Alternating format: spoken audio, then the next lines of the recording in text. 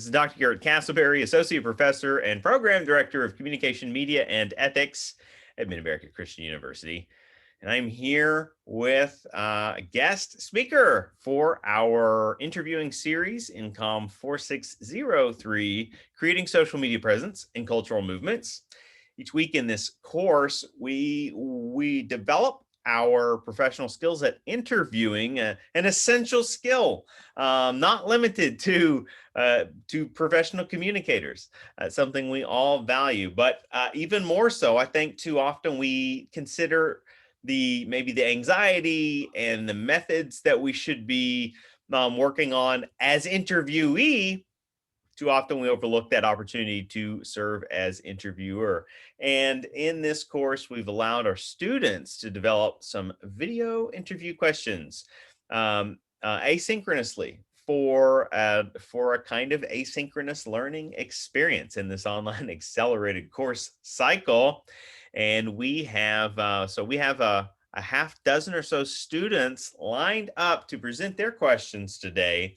And joining us to take questions and engage, if our AI can hush long enough to get through this, joining us is a welcome fellow faculty member and not a crosstown rival at Oklahoma Christian University. We are joined by Dr. Josh Watson, who advises the student-driven Eagle PR firm, as well as helps shepherd the communication program that does emphasize public relations as well as social media.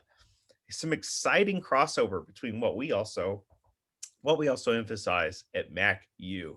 Well, before we get into some student questions, I want to welcome in our guest, Josh. Welcome. Thank you for taking some time out of your schedule.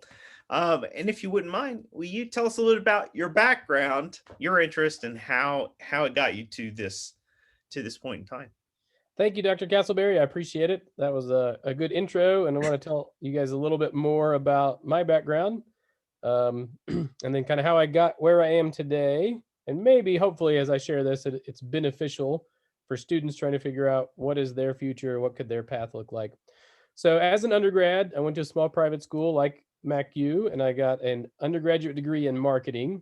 I'd grown up in a family-owned business. I knew I wanted to help businesses in some way, so a business degree made sense. I had a couple of other majors. I thought about history, thought about even teaching history at the high school level, and decided I didn't like those. I did a day of student teaching or a half day observing student or teaching, I think, and I was like, this is not for me. It wasn't a great school in a city, but I kind of ended up with marketing. It seemed versatile. I liked promotion. I didn't necessarily like personal selling. And so towards the end of my degree, I learned about this other program that a friend of mine was minoring in marketing. So she was taking some of my classes, but not in the major. And that was public relations. And she was telling me about it. And she just said, well, it has a little bit to do with the news and it has to do with a little bit with writing. And I thought, I kind of like writing. I don't know that I keep up with the news much. I'm about to graduate, not going to worry about it. Well, then I graduate with a marketing degree, do the job hunt. Pretty much two things were coming clear where I was. Marketing with no experience or little experience gave you an entry to customer service or sales. And so I can do sales for my family business, something I knew inside and out and was passionate about. But there's a lot of things I can't do sales and feel good about. And those were most of the jobs that I was looking for. Our family business was being sold and bought by someone else. And so it wasn't really an opportunity for me anymore. And so I got a marketing job in essentially customer service. I graduated in Tennessee. They had an opening in Oklahoma City. And so I took it in just a few months after starting, worked there for a year, didn't really enjoy the work, moved back to Tennessee and got a job doing essentially marketing and PR, not knowing what PR was, at a small nonprofit, and decided that I wanted to get a master's degree because I enjoyed this PR component. I just didn't know much about it. Didn't really want to get an MBA. Seemed like everybody had that. So I got a master's in essentially PR. and worked for a couple of years there. Got a job in Nashville at the top PR firm in the state, but one of the top in the Southeast. And it's McNeely, Piggott, and Fox. They still exist today. But to one of the people's questions, they said, "How has PR changed?" For 2+ decades, they were McNeely, Piggott, and Fox, MPNF PR. And about 18 months ago, they changed it to strategic communication because they do so much advertising buying on social media now. They felt like PR is not the only thing we do anymore. And so that was really like getting a master's degree in real world PR. It was an amazing experience. Um, I got a master's degree wanting to work in PR, but maybe one day go into um, research and teaching at a university level. So a job came open that I qualified for at Oklahoma Christian, and they agreed to help me get my PhD, where I met Dr. Castleberry. And so I took that um, and have been in Oklahoma City since 2008. I've always done PR on the side for the university or some other freelance clients as well. And I'm currently on the board of directors for the Public Relations Society of America Oklahoma City chapter, and also do some writing for Edmond Business Magazine. I think it's just edmondbusiness.com. And so I try to stay active, even though I'm teaching and doing some research and advising. I'm not full time, 8 to 5 PR. And a few years ago, at my university, we had a TV studio. We had a daily newspaper. Really, it was online, wasn't printed anymore. But we didn't have student-run PR kind of firm component. And some of the bigger schools like OU have really massive programs. I wanted a smaller one on our level, but I wanted to give students outside the classroom, but still um, in on-campus kind of guidance on skill development and working for clients and running campaigns. So we started Eagle PR, and then we've always done national competitions every year. We got local clients, on-campus clients, off-campus clients, and then we also do competitions. And so we've done top 20 in national competitions in 2016, 18, 19, and 20. Didn't get it in 2017, but we did get an award for social media against the professionals at PRSA OKC. And then looks like we're not going to get one for 2021 spring, but we are going to submit some stuff to PRSA Oklahoma City's competitions against the pros and see if we get lucky again there. So it's been really fun to do that because, again, it keeps me active. And one of the questions were, how had things changed? Social media has changed everything. But what is even crazier for people who teach PR and owned media is that, or earned media, owned media, either one, you can't just put things as a brand on social media by themselves. You have to pay to promote. You have to complement organic with paid media. And so we always do it at a small level, paid media on our campaigns that we run in Eagle PR. And it's amazing how much of a headache it is to understand the paid for social media world when they change literally every other month with different hoops you have to jump through. But it's you can't, if you sell a product, you need to be on Facebook, Instagram, end of discussion. It can be socially questionable, ethically dubious. It doesn't matter. If you want to move products, you need to be there, and you're not going to be able to do that without buying ads. And so you got to learn it. So those have been fun. Definitely new lessons I didn't anticipate learning 5-10 years ago. That's probably a good quick intro for me, and pass it back over to Dr. Castleberry. Oh, excellent. And one of the things I was appreciating in your review was that experience, not just advising a kind of a simulation, if not, real world functioning student-led PR firm. If we want to, give it that title, you would have the clearer identification there. But you also advised a competitive PR team. That is to say, a group that competitively travels and submits work in let's say in a constructive competition competitive mode with against other schools and other programs. This might be new terrain, new material that our students don't realize exists. I served, and maybe not all of our online students know it as well as the ones that see me in the classroom here, but I served as a speech and debate coach at OU for 4 years, and then at at OCU for a number of years as well, and kind of have that understanding of what it means to maybe hit the road, to be in competition, to kind of help develop professionals through simulated activities, through challenging problem solving, communication skills building events. And I'm wondering what that looks like in a typical season. This is not a question a student submitted, and I was just Yeah. thinking I might fill some of the gaps in. But how often would you all be in maybe competition in a given season? And would there be as many maybe just like remote competitions versus or would they always be situations where you're traveling to an event? Yeah, so good questions. Initially, I got started through the Public Relations Student Society of America. So I'm a professional member of PRSA. Mm-hmm. There's a student version, which just adds an additional S. And so I'm the advisor for our university's chapter. And for whatever reason, most of the competitions are in the spring. They don't do as many in the fall. And so that's called the Bateman competition. And the Bateman competition is 30 days, basically February 15 to March 15. You have to run a campaign on your campus. So it's always been a mix Okay. of physical, traditional news media relations, like writing a press release, inviting news media to come to your event. And then digital has gotten bigger every year with social media. And so most of the competitions in 2020 moved everything online for the end of spring and then the all of fall. And so there are more competitions that can be done with a team that would essentially work remotely and online. And so that's kind of exciting for non traditional students and some opportunities there. There's also competitions where you put together a plan. You got to do a lot of research and then you present the plan. And more of the presentations are being done like YouTube or recorded and turned in.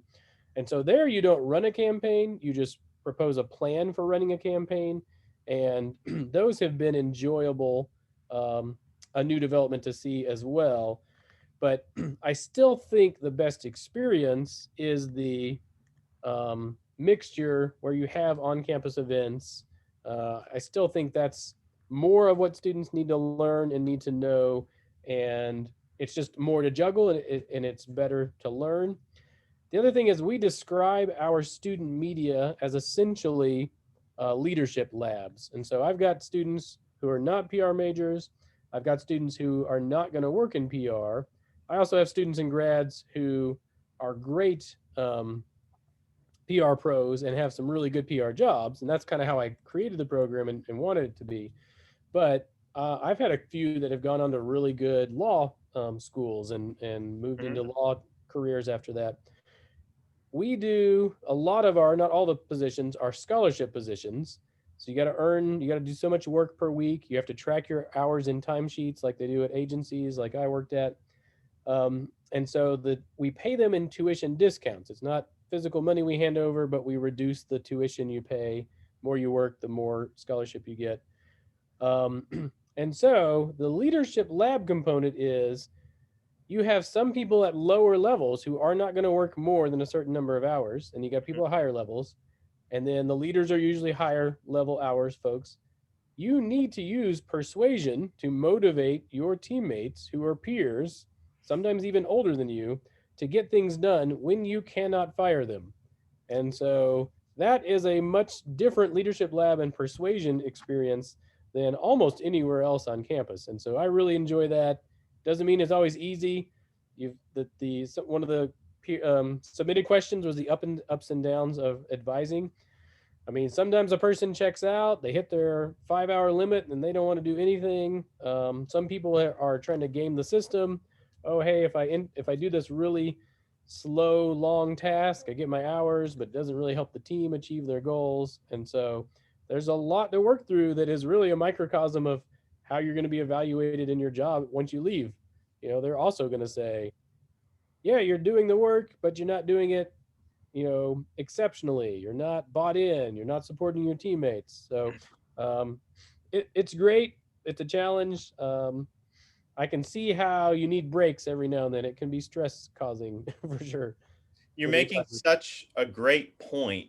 And actually what I'm seeing is you're drawing a very clear parallel between how the collegiate setting classically was designed to to provide this artisanship, right? This kind of like focused mentoring and development of skills and tasks Yeah, and accountability and also, by the way, like would require a level of devotion, right, to excel, to make it yeah, through the gauntlet of college. And I do think we've gone against the grain over decades and decades. It's become more about cultural experiences, the student experience, and I don't want to discount that from yeah, what from the values it brings. And I think there's a lot of social values. I think there's those internal networking opportunities or friends for life. I mean, even life partners, or just you yeah, know yeah, there's warm relationships to be forged and will continue to reward throughout life. But at times we forget, or maybe like shift to the back burner, the level of rigor that really is the catalyst to move us from, oh, I'm an inexperienced student, to I'm professionally ready to enter a competitive workforce. And I do think it's healthy to be reminded of that as we're trying, if we're looking for internal motivation, we're trying to push ourselves. So I really appreciated your word on that. Something that did not come up in your hype video, and you didn't necessarily mention it in your self talk a moment ago, is you've converted those skills and I believe advised the PR competition at the Oklahoma Speech Theater and Communication Association. What's also called OSTICA. This is a state-based conference. It's relatively small. It's pretty humble setup, but they have a PR competition that you've helped lead over the years. And I'm just making a point of synergy here. MacU has been fortunate to bring multiple competitors in each of the last couple of years that the conference was offered. So that's good. uh, I forgot. Yeah, yeah, yeah. They there didn't do it is last year, right? right, correct. It was canceled, Yeah, I yeah. guess. So I'm looking forward to it in the fall. We can resume it. I've not. I guess I've rolled off the board, and so I haven't seen or heard anything. And I used to get like an email a week or Mhm. a day. It seems so. It's been a while. The periods of circulation and recharge are always healthy. Well, speaking of circulation, let's get to some student questions here. I know All you've right. had a chance to review them for the most part, and I want to pull them up. We'll kind of just play them. I don't have a particular order today. There might have been a really nice order, but it Good. wasn't in the cards to really make that call. So let's just start with Stephanie. Let's hear from Stephanie here. So this is my week 5 question, and I would like to know what was some of the advice that the mentors gave you to help push you forward in your career. Thanks. Bye bye. So that was a good question. I remember writing a couple of notes down, um, and hers was unique because a lot of other folks were like, "What do I need to do?" And that one Mhm. was, what did a mentor recommend or say to you? And so one of my thoughts was great wisdom in the question. Be sure that you are intentional about mentors. Generally speaking, a mentor is going to be a little bit older than you, at least somebody who's walked the path you're on before you. Um, Many times, you can have multiple mentors, but many times it helps if they're 10 years or more older than you. Um, and so for me, probably the idea that no one's going to advocate for your career except for you. You just can't assume that somebody is going to be a big fan of you. Maybe for me in PR, this was a harder thing to process because we're so good at promoting other people. We almost never do a good job promoting ourselves. And it's even true for the industry for agencies. Agencies are kind of famous for promoting their clients and not promoting the agency's successes itself. And so you need to document and collect and just promote your successes. If nothing else, at least put it on LinkedIn. It doesn't mean you're brown nosing the owner of the agency or whatever, but you do need to be quickly able to say, here are some things I've done that I'm really proud of. That doesn't have to be like, look, I'm awesome. It has to say, I take my work seriously. As a person of faith, I want to reflect excellence, on my maker. Like, these are all things that can be justified, that don't have to be the opposite of humility. And so, advocate for yourself. A mentor highlighted that honestly, a big part is double check your work. There's so much writing involved, but seeing some very accomplished people say, I still make mistakes on first drafts, and I need to not assume the things I do are golden, even if I've had huge successes. There was one person I worked for had done some work for one of the vice presidents before she got into PR. So she worked, I think she went journalism, political PR, and then helping run this agency in Nashville. And so a little more pre-digital, but she had an invitation to a White House event via the vice president's office. And it was a public reception, and the printed signs that went all over the country were missing the L in public reception. And so she had that on her wall as a reminder to proofread, and that we all make mistakes. So anyway, kind of hard to not remember that one when you're like, that doesn't seem right when you see it on her wall.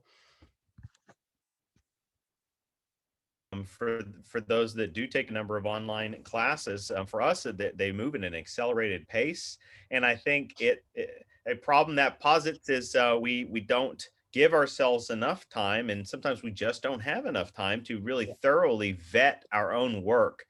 And honestly, that happens at even in traditional full semester classes. Like, don't feel like that's unique. And we're all, these collegiate cycles and repetitious assignments. I mean, they're intentionally pushing, deadlines exist for a reason, and we're simulating something, and we're trying to prepare you all and get you into a mindset where I have to keep doing, I have to keep going. And just, I know sometimes students face burnout if every 5 weeks they have a new course start, but every 5 weeks, if you're working in PR, you might have a new client that you can't just lift your press release you just wrote for the hospital over here and then like use it for this new like community center or whatever. Like, you have to be able to start from scratch, be disciplined, hone your voice, check your work, and that's one of the reasons we do slow down a little bit in this particular class, because students have to work through their work a couple of times, and then hopefully we get it to a place where it's a bit more polished by the time speakers are kind of come into contact with our ideas. But a good thoughts on mentorship. Let's hear from Savannah and check out what she has for us this week. Hi, my name is Savannah. This is week 5's interview question for Josh Watson. So I wanted to ask, can you talk about some of the core requirements of OCU's public relations degree, and what are some of the key skills taught throughout the program? Good question there. That one caught me a little bit off guard because it was less about, the student's experience, but I appreciate the question. So I can speak to this a little bit more because we've recently revised our degree, and PR for the longest time was primarily a couple of things: crisis communications and news media relations, trying to get your clients positive coverage in the newspaper, magazine, or TV news. And then obviously crisis comm, trying to deal with it, hopefully make it not be talked about as quickly as possible. Community relations, I might throw that in there as well, where you're trying to develop positive relationships with the people where your company exists. And those three things, maybe less so news media relations, are not like marketing or advertising, where you're saying, hey, buy our stuff. They're usually more about relationship development through strategic communication messages. And so what has upended the traditional PR field has been social media. In traditional ways, we wanted someone with third-party credibility, like the news media, to talk about us. So we create a message, we send it to them, they repackage it as they see fit, send it to their publics, and then we hope most of our message made it to the public the way we wanted if we were good at our job. Um, and we helped the reporters do their jobs, which was informing the public, not selling them stuff outright in a spammy way. Well, social media popped up, and we as a brand or organization could go straight to the public, straight to individual people, followers. We didn't have to go through necessarily a third party group. But at the same time, lots of marketing advertising people in the early days of social media said, hey, we'll just put all of our selling messages here and people want to buy from us. And instead, people on social media were like, hey, I want this to be different than a TV ad that I mute or skip over when I'm watching a show I want to watch. And so PR jumped in earlier on doing more relationship development on social media than spammy selling. And so for a while, it was kind of like, hey, be strategic with your messaging, relationship developing, don't sell. If you're in PR, this translates pretty well to the new world of brand social media. And then, as I said earlier, the social media programs are like, hey, or platforms are like, hey, we're going to need to make some money beyond organic media and people signing up for free. We got to have ads going on. And what we're going to do, but never outright admit, is your organic media will perform better if you're also paying for ads. If you are only posting organic and not paying for ads, your organic posts are going to get less noticed and ignored. And so one of the things we had to do was a little bit more on paid for social media as a skill. And so I just last semester did my first version. I'd done advertising principles for years. We turned it into social media advertising principles. We're not necessarily learning anymore about television ad ratings. We looked back and we had, I think, one student in all of those years who had gotten a job in TV advertising. So many other students had, if they'd learned advertising, but it was much more in the social media field. So, we did things like the HubSpot certification in digital advertising. It's free and any student can do it. Takes you through a series of videos and you can get a certification you put on LinkedIn. Same thing for Snapchat. Snapchat has a kind of introduction to advertising on Snapchat certification course. You watch videos, you take quizzes afterwards, and then you can get a badge that you put on your LinkedIn page. Some other things that we've done in our class is added in a social media influencers sort of component to PR principles. So in many ways, that third-party credibility still exists in PR, but we're using influencers. We're trying to convince them to talk to their followers. Influencers have in some ways joined the ranks or replaced news media. Absolutely. We also have a managing social media course, and we use StuKent, which allows you to run brand social media in a simulation. It's called Mimic Social. It isn't public, so you can't make a post that gets you fired and follows you for the rest of your career. So I've really enjoyed that. And then we're learning and teaching things in our social media and branding class, like the size requirements for different posts on the different social media platforms. You can Google it, but what we're trying to do is apply it in there.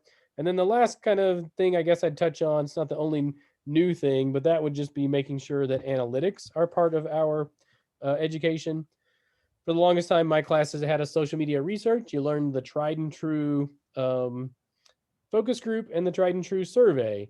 And so those are still valuable, but you've got to supplement research for campaigns with digital analytics today. And so you need to know what are the analytics available for free on the main platforms. What are some resources that give you more advanced analytics like Hootsuite and Twitonomy and Talkwalker and some of those? And then how do you take analytics and then make sense of them? So I have my students create analytics report off of a week of content for a brand, and we look at everything that we can on platforms that are free. And And then the other one that I'd throw in there, Facebook Blueprint. You can take all of the lessons. Facebook has not allowed their certifications to be free like some of the other platforms. They cost $150 per exam. A lot of students can't afford that. So I have my students take the trainings, and then they're ready to take the test if they chose to spend it or if they get hired, and then that company will pay them to get their certification. But understanding the lovely Facebook pixel that coordinates with your website, it's really good if you sell a product. And then similarly, Google Analytics, it's completely free, takes a long time. I mean, you can do it in a semester, but you can't do it in a weekend. And it just tells you, here's how to make your social media content align with your website when you are trying to get people to come to a website to buy or sign up or donate if you're a nonprofit. So those are a couple of things.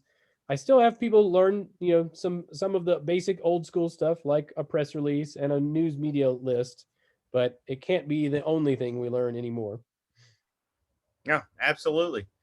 Fantastic feedback, and agreed. We want to be in a place where we're diversified. I know, especially graduating seniors don't want to hear this. Ideally, the learning doesn't stop. There are more Right. avenues if we want to be highly successful. And I think these, as you mentioned, these additional elements of credentialing are very in vogue right now, in ways that, just pure experience or internships, kind of worked for people in the past. And so we ultimately, it's, we have to constantly come back to a place of self-examination. Are we diversifying? Are we static? And if we are diversifying, are they in the right directions? If we aren't, what is the next step we can take? Good Yeah. feedback. All right. I think we will queue up. Let's see. We want to hear from Marcia. Let's hear from Marcia. Hello. My question is, what are some of the most rewarding aspects to you for working in the field of public relations? Thank you. All right. You've talked about some of the labor, but Marcia's asking about what about these various tasks this field of inquiry is rewarding to you? Yeah, absolutely. Too much of a side shot here, but anyway. All right, yeah, so I think we're good to go. I just got to get my computer to close down here. So we can continue where you want to go next. Absolutely. We didn't necessarily, I gave my own take on Marcia's question about what do you what about social public relations is meaningful to you? But, Oh yeah. but we didn't get any your response was cutting in and out. So if you had Yeah, to, so I was trying to say a good campaign always starts and ends with research, and so it's kind of neat to, at least when we run campaigns in our PR firm on campus, we will measure pre-campaign knowledge, attitude, behavioral intentions, and then we will measure the same thing afterward. And we don't always hit the goals we want. We don't always get quite what we want, but we almost always have positive change, and it's really rewarding to see that events and messaging and social media made a difference there. And then, like, I gotta switch my phone over. Sorry. Oops, why am I cutting? There we go. The other thing is just PR, which is different than marketing and advertising. It is enjoyable to me, at least, to do some things that make a difference in a non-sales kind of way. So that's always been rewarding. In some ways, I guess it's kind of like saying, do you like nonprofit more than for-profit or corporate? But even corporate often tries to make a difference through the community or donations to nonprofits. And so we just ran a campaign that was trying to highlight the ways that people with disabilities are often victims of violence. And so we were trying to make people more aware of how prevalent people are with disabilities, that, too often violence occurs towards them in ways that people can be more inclusive and less, treating them like an other, a faceless other. And so it's very rewarding to do things that are not always sales oriented, that do actually make the world a bit of a better place. Oh, absolutely. Well said. Let's hear from I believe we have Britton. Britton's going to pose a question or two. We'll see where he takes us. Hi, this is Britton Daggard with his week 5 interview questions for Dr. Josh Watson. My first question is, can you tell us more about the process of advising a student-led PR firm? Like, what are some of the ups and downs of that? Well, I'll allow him to do the second question as well. You spoke to this a little bit already, but I do appreciate the framework of maybe like positives and negatives, something we can kind of start with, and then lead into a second And question. then my second question is, what was the topic of your award-winning paper, and how did you decide on that topic? For your answers. Okay, so not necessarily question follow-up.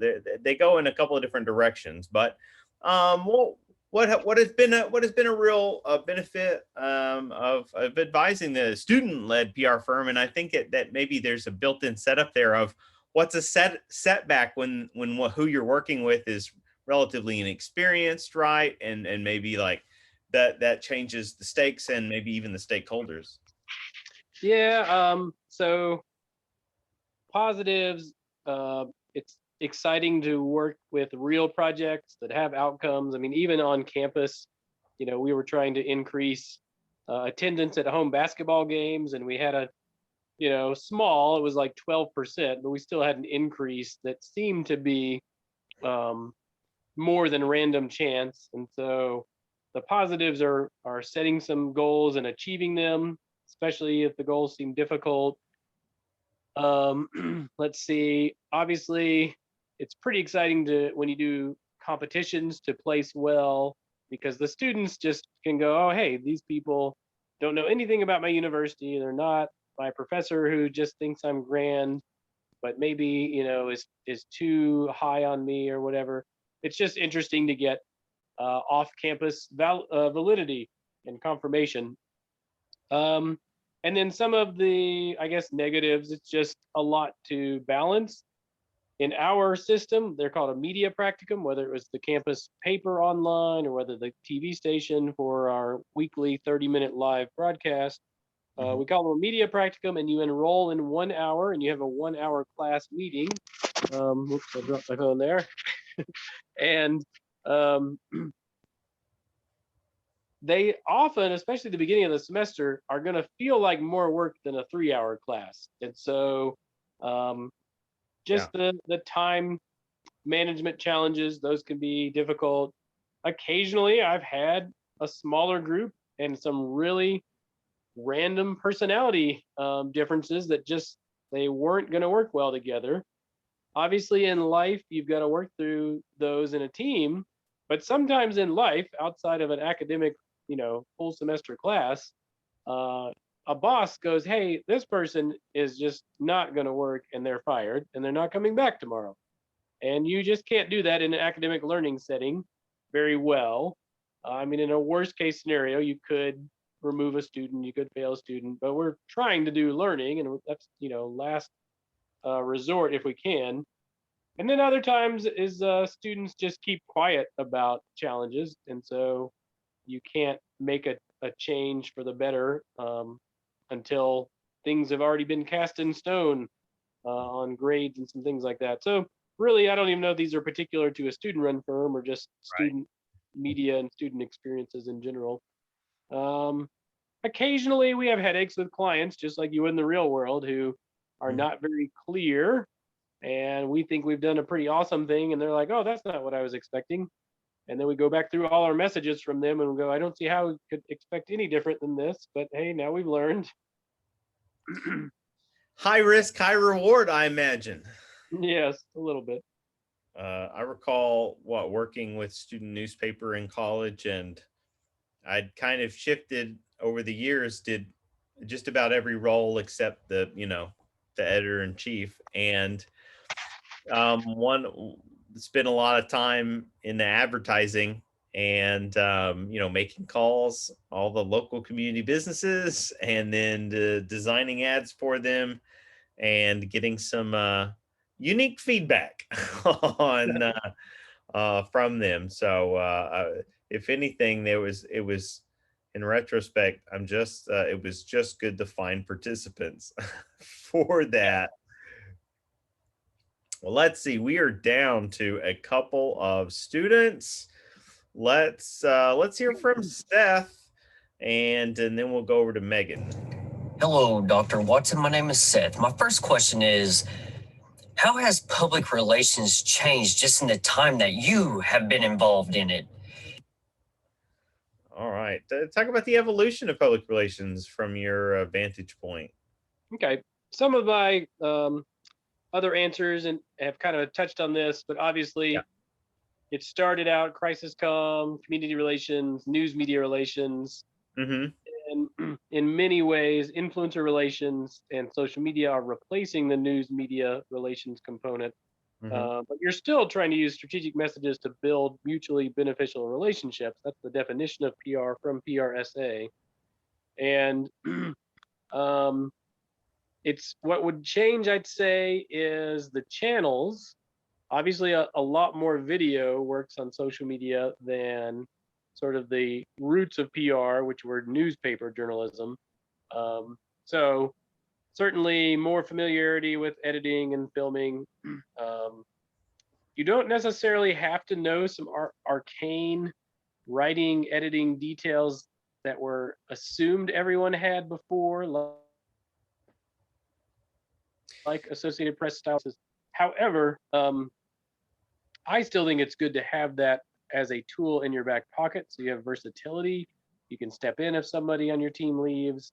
I still want every person with PR in their degree to be able to write well if they have to. Doesn't mean they do it all the time and love it. Some PR pros are going to be the ones that do a lot of it and love it. I just don't think any PR pro should not be able to write, in a pinch at least. And obviously just more understanding of the paid for world. So you got to understand how to buy ads on social media, but you also got to put together ads that have basic persuasion components, and they're not just outright spammy. I mean, even if you're paying for an ad, it still doesn't need to be buy my stuff. So a little bit more maybe on storytelling and persuasion. Well, let's pick back up and hear the second part of Seth's video here. Whoops. And my second question is, with your marketing degree background, how would you describe the difference between public relations and marketing? Thank you. All right. So maybe clearing up some of the myths, right? We have these interchangeable terms, and sometimes we feel like they're the same thing, but maybe sometimes we feel like they're completely different entities. You've had some experience in both areas. Settle the record for all time, right? So I cover this in my classes pretty early. It's interesting. All the people I follow on Twitter, like the professionals, not necessarily the academic side, they almost say, "Who cares? I'm not even going to worry about it anymore." I use digital media to get messages, to get people to do things, or and I guess that's fine. I think management, the kind of people that hire these agencies and these pros I'm following, I think they still have a pretty clear distinction just because of budgets, if nothing else. And so I think you need to know what a lot of people say are the distinctions, maybe traditionally have been the distinctions. You need to have an opinion yourself how you would define them or think they are distinct. And then certainly it helps when you go to interview for jobs. If you're working under a marketer, they are not going to communicate the same way a PR pro communicates. So I think it's a great question. It's social media has muddied the water, so it's harder, I think, for students to hear our answers and go, "Oh, it's very clear to me what is one and what is not." So I always start with the definitions. The AMA and the PRSA have definitions for social media, for PR and marketing, that I think make them fairly different. I've already given you the PR one, using strategic communication to build mutually beneficial relationships. There's nothing in that definition about sales. Now, if we do good PR, whether we get an influencer to talk about our cool new handbag, or we get USA Today to talk about our company's cool new handbag, sales should probably be positively affected. But sometimes we want investors to feel good about us. We want employers to feel good about where they work. We want customers to feel like they've made a good decision or they like our company. None of those are necessarily sales, trying to get a person to buy a thing. The AMA defines marketing as using usually media to enhance the exchange process. And so they're getting at what is sort of the basis of capitalism. I have something of value, usually money. You have something in a product or service that I need. I exchange my money for that product or service. And so the heart of marketing, I think, always will be, but it has been, the sales enhancement process. And so I don't think PR is ever going to be primarily about sales. It doesn't need to be anti-sales. It needs to say, hey, if there's ways that we can affect and help sales, then so be it. But there's a reason why sales departments are in the marketing division. People, especially face-to-face salesmen, they have skills that are very different than what you're learning in media and public relations. And so I like to just make that difference. Community relations, crisis communications, those exist in PR and not marketing for a reason. Mhm. And sales divisions exist in marketing divisions and not in PR divisions for a reason. Well said. Appreciate. Yeah, thanks for clearing all that up.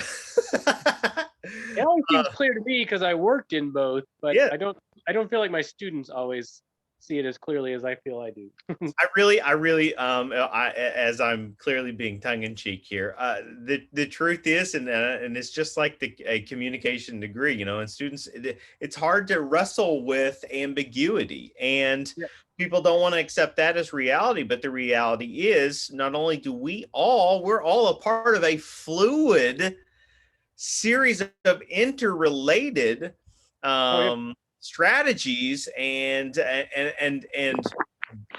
business motivations, but they will continuously evolve. And I don't think you solve the problem, and I mean you, the student, or whatever, by memorizing what 1994's definition of public relations is, if it's continuously kind of interwoven in new ways in across digital platforms in the 21st century and beyond. So so that's the whole purpose. This is why we have really rich and detailed discussion about it. This is why we have multiple textbooks on the subject, and not just try to checkbox basic understandings anymore. I think, and the funny thing is, it's actually a really narrow window of history when it was so simple to just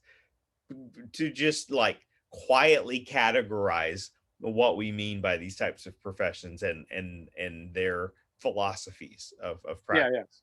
Yeah. True. All right. Well, we have come to Megan. She has at least one question. I seem to recall two, but let's find out. We'll hear from her and kind of wind things down. All right, for this week, I have two questions. The first one is, when applying for a public relations and social media job with little to no relevant professional experience, what are 5 major characteristics and skills that would stick out to an employer? All right. Okay. Top 5? Yeah. So I remember watching her question and thinking, this is difficult if you have little experience, because you've got to do some internships, you got to do volunteering, even if it was just your social club, your church, a nonprofit in your community. That sounds like multiple answers right there. I like the list already. Yes. Well, skills, I think you need to be able to write well, but that's really just basic English, active voice sentences, subject, verb, object, how to punctuate a compound sentence. I mean, these are things I find I have to cover in some intro classes that seem foreign to folks. But if you're going to work with professional communicators like news media or even social media pros, um, advertising copywriters, these people have a pretty big appreciation for writing clearly and correctly. So writing is always going to be up there in my mind. You need to be familiar with photography and video, at least on a basic level. So if you can shoot and edit both film and photography, it's beneficial. If you are quite the writer and not the creative person, and it just causes you headaches to edit, I don't think that means you don't work in the field. I think you need to be able to judge the work that people who are better at that than you do. And so you need to understand rule of thirds and composition and lighting, um, abrupt and clean edits and those kinds of things, even to some degree evaluating good or bad audio. So writing, photography, should be able to shoot a good photograph on your recent cell phone, smartphone, should be able to shoot a basic video on a recent smartphone. Then you're going to need to understand the social media platforms and at least the big three. So Twitter, Facebook, and Instagram. Probably need to be familiar with the emerging ones like TikTok and even viewing YouTube as a social media platform. So understand generally what kind of content works, what kind of content gets ignored. We don't do a super long wordy Instagram post. Usually, some people do those. You don't do 30 hashtags on a tweet. You can do 30 hashtags on an Instagram post. I don't think people read much past the third one. And so that's kind of 4 things I'm up to. I would probably say you need to be familiar with news media. It doesn't mean all the channels that are out there, but you need to know what's going on in an industry or a client's industry to figure out what trends are so that you can be up to date with responding to market conditions. And so USA Today is a national newspaper. CNN's national TV online news source. You can also look at some other platforms like The Blaze and Fox. If you're convinced CNN's too liberal, you can look for the newspaper in your community. So if I'm in Oklahoma City, it's the Oklahoman. If I'm in Tulsa, it's the Tulsa paper, Dallas Morning News. And particularly, you want to see the business and probably community section, see what people are doing, what opportunities exist. National newspapers are good, like New York Times, Washington Post, LA Times. Some people don't like the bents that they view those have. So what I often say is, at a minimum, go to Google News. You can also keep up with news on Twitter, but some of these echo chamber effects take place. Google News will look at what you watch and intentionally insert things that are the opposite of what you often click on, so that you are forced to see stories from other perspectives than your kind of echo chamber. So I kind of like that effect. It doesn't mean people are necessarily paying attention to them, but you have the opportunity to be exposed to diverse viewpoints that help you hopefully get a bigger picture than just what you're preferred with. So that's kind of 5 quick ones that jump out at me. The most important thing I would say is get experience and find that, make that experience yourself. So run a couple of social media platforms for your church, for a coffee shop, for a nonprofit, Facebook and Instagram, if nothing else. And even if you just did 90 days of that, you're going to be way more ready to interview for full-time jobs than you are right now. Yeah, great advice. Great advice. All right, Megan, send us home. And the second question is, what advice would you give to a new grad that is interested in the business analyst side of marketing, but has little to no coding or tech experience? I think you offered actually some suggestions earlier, but if you have any additional thoughts, you toward that more data analytics side of the equation. Yeah, so she said business analyst. I thought she was going to say, social media, digital media, analytics. And so she might even mean more social media analytics than the term business analyst suggests. So I thought of this question when I was watching it the other night. There is a podcast I listen to. It's related to some folks from my master's program in East Tennessee State. That seems super far away from Oklahoma, but they came up with a digital media program for animation years before anybody else. Tons of their grads get hired by Lucasfilm all the time. So there is some expertise, even though it's kind of the middle of nowhere compared to where we are. And so there is a guy that has a digital company and has a podcast called Tangent 33. So TANGENT 33. And episode 162 says, I'm graduating from college. I don't have much experience or any experience, and I want to work in digital analytics. How do I get started? So I just downloaded that yesterday. I haven't listened to it yet, but I recommend she take a look at that because it sounds catered to exactly what students are interested in. That's why I downloaded it, but haven't listened to it yet because I thought, hey, I need to be able to tell more students the answer to this question. So beyond volunteer, play around, even do something like spend $50 on Twitter promoting your own personal brand account. The only way to better understand analytics is to mess around with analytics, and you got to have a little content to do that. And so a nonprofit, a church, a volunteer option is going to be your best way if you're not paid to do it. And then the next best way is just read as much as you can, listen to as many podcasts as you can. Mm-hmm. Excellent. There are so many sources out there, and people are bowled over with opportunities, wanting to share that information with us. We should be soaking it up.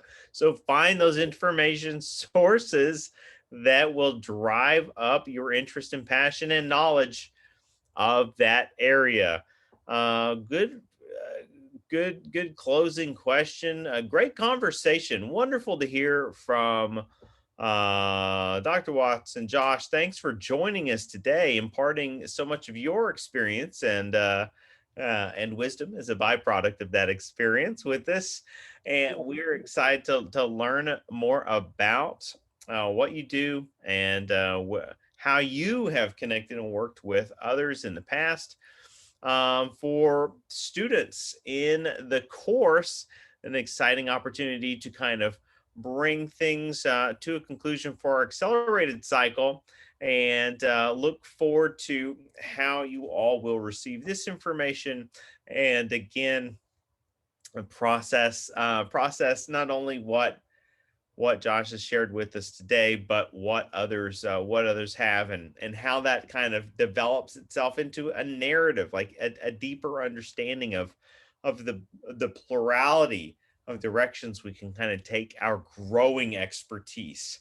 And as he's talked about, building your experiences, keeping track, archiving your work. I mean, this is what we're doing with the digital media portfolio in the major, and we're trying to help you not have that excuse. It just may not be in directly linked to a professional organization, but for some of you, it is. Some of you have utilized internships during your time in the program already, and that is exactly why it's such a quality mutual opportunity, right, between the student, between the organization, between the university, to be able to partner in that type of capacity. Well, it's been wonderful hosting our guests. Thank you again for taking time out of it's almost a weekend even. Now, this conversation exists asynchronously, like in the ether space of the internet, but we're in a kind of like weekend countdown mode as we connect here today. Wish you the best. Take care. And for students in the class, looking forward to those interview synthesis papers and your ultimate takeaways of what it means to kind of glean from these guests that we've heard from in this course. So looking forward to future opportunities as we congregate and connect in creating social media presence and cultural movements. Thank you, Dr. Castleberry. All right. Thanks so much. Thanks. Sorry.